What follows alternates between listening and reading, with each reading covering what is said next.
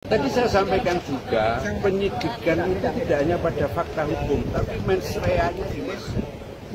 Gitu loh. Ketika dia saat menerima job itu begitu senang, nah itu bagian dari sebuah penyimpangan perkara setelah konangan. Artinya ada mens reanya harus sampai di sana. Apalagi sudah mengembalikan uang. Iya, apalagi. Artinya bahwa ada keuntungan yang kemudian diminta dan dikembalikan gitu ya, Pak.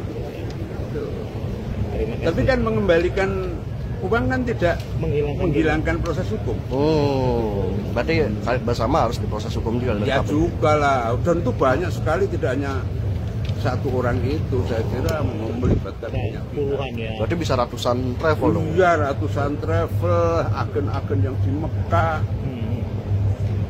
Kan ini bisnis raksasa kok. Betul. Iya. Oke, siap. Terima kasih banyak Pak Kiai.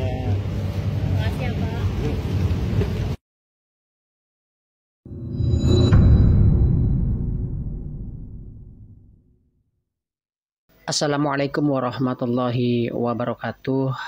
Di awal tadi telah kami tampilkan video dari laman inilah.com yang baru saja seorang kiai itu beserta sejumlah kiai lainnya dari pengurus besar Nahdlatul Ulama PBNU yang mendatangi Gedung Merah Putih KPK pada Jumat tanggal 26 September 2025 kemarin.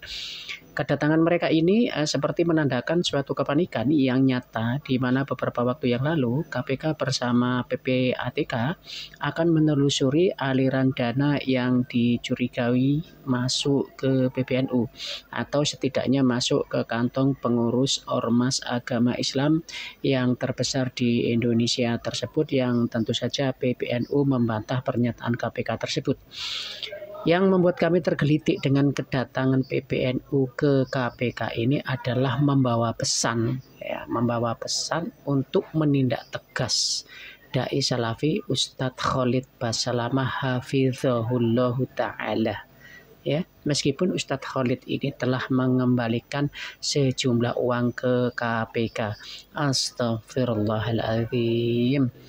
Padahal sudah jelas dari pernyataan KPK bahwa Ustadz Khalid tidak bersalah, dan mengenai uang yang dikembalikan ke KPK itu adalah barang bukti bahwa Ustadz Khalid dan jamaahnya telah ditipu oleh PT Muhibah yang berperan sebagai oknum kemenak.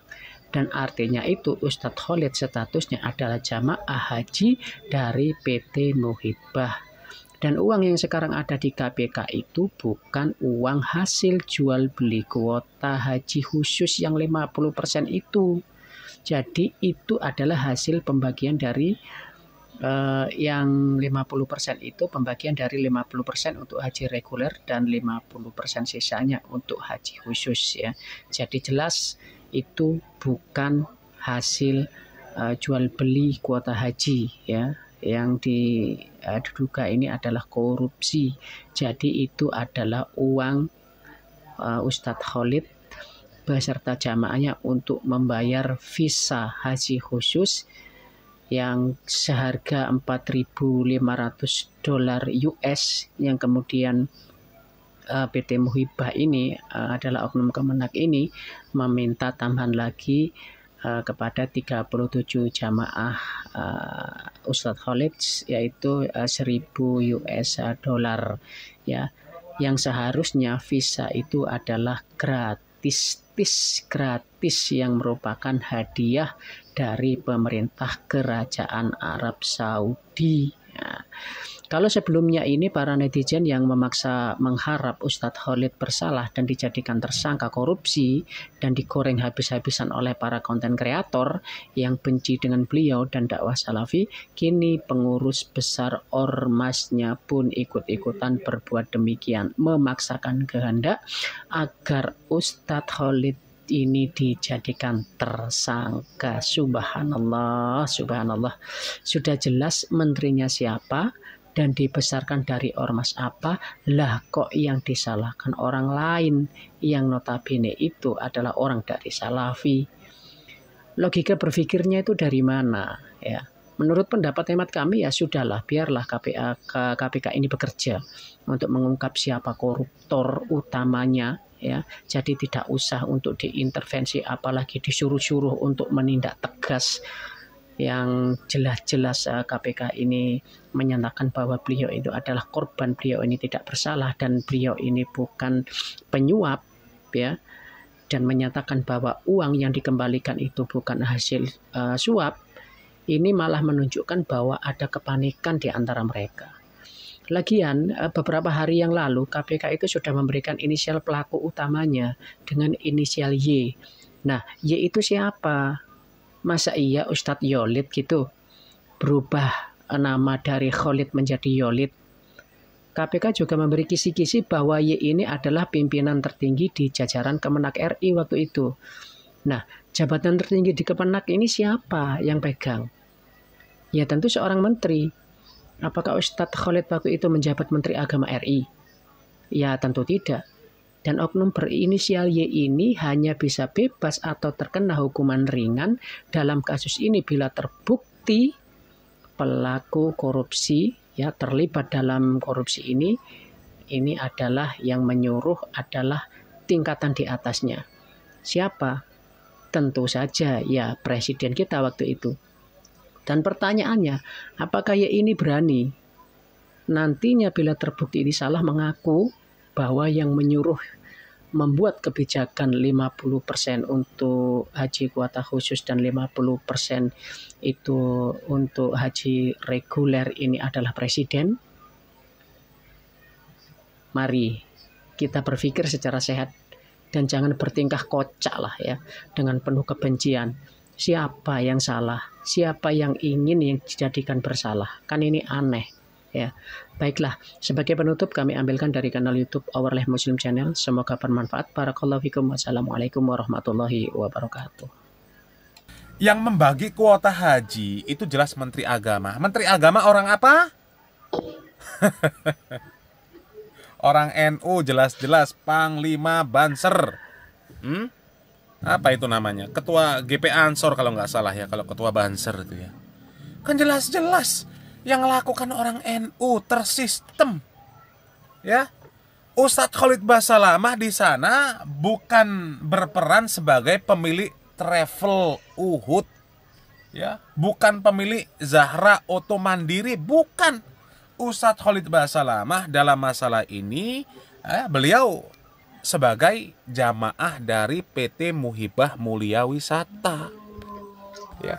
Uang yang diminta oleh KPK itu adalah uang yang diminta oleh oknum Kemenak untuk haji tanpa antri. Kuotanya resmi dari pemerintah. Sebenarnya kalau jamaah itu nggak ada urusan. Ya, dalam masalah ini nggak ada urusan kecuali hanya dimintai keterangan saja. Begitu juga dengan Ustadz Khalid Basalamah. Karena jamaah kan ditawari kuota dari pemerintah. Ya mau pemerintah yang nawari. Ada jamaah nolak ditawari kuota haji pemerintah. Ya enggak ada yang nolak lah. Wong jelas kuota dari pemerintah. Yang memang mengatur masalah itu juga pemerintah. Kalau nggak dari pemerintah, dari siapa lagi? Mereka kalau nggak percaya dengan pemerintah, mau percaya sama siapa lagi? Pemerintah menyatakan itu ada haji khusus tanpa antri. Ya, ditawarkan ke jamaah, ya jelas mau. Saya pun mau kalau ditawari yang seperti itu. Kalau punya uang saya mau. Yang nawari pemerintah. Ya, ternyata pemerintah sebenarnya yang nggak bener. Ya, dalam masalah ini pemerintahan yang dipegang oleh Yakut Kolil Kaumas Kemenak nggak bener, bagi kuota nggak sesuai dengan undang-undang yang ada. Ya. Lah kok Ustadz Khalid Basalamah disuruh menindak tegas, bukan hanya mengembalikan uang? Ini kan kocak. Ya. Uang dari Ustadz Khalid Basalamah itu adalah bukti bahwa oknum Kemenak memanfaatkan jamaah, memeras jamaah. Ya, harusnya visa gratis disuruh bayar. Lah kok orang yang bayar visa disuruh menindak tegas? Ini kan konyol. Yang disuruh menindak tegas itu orang yang memungut visa yang seharusnya gratis. uang yang disita oleh KPK itu kan uang bukti bahwa Kemenak memeras Ustadz Khalid Basalamah itu loh. Lah terus yang diperas mau dijadikan tersangka. Ini kan kocak. Yang dijadikan tersangka itu yang memeras, bukan yang diperas.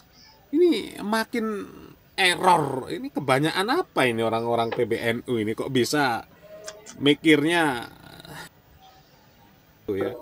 Innalillahi wa inna ilaihi rajiun ya. Yang disuruh menindak tegas itu harusnya yang memberikan keputusan pembagian kuota haji ya, yang memeras jamaah. Katanya itu uang percepatan, uang visa dan sebagainya. Lah kalau jamaah itu kan nurut saja aturan pemerintah. Pemerintah seperti ini ya ikut. Ya kan gitu. Aduh, PBNU makin kocak. Astagfirullahaladzim ya. Coba gimana menurut kalian? Kocak nggak?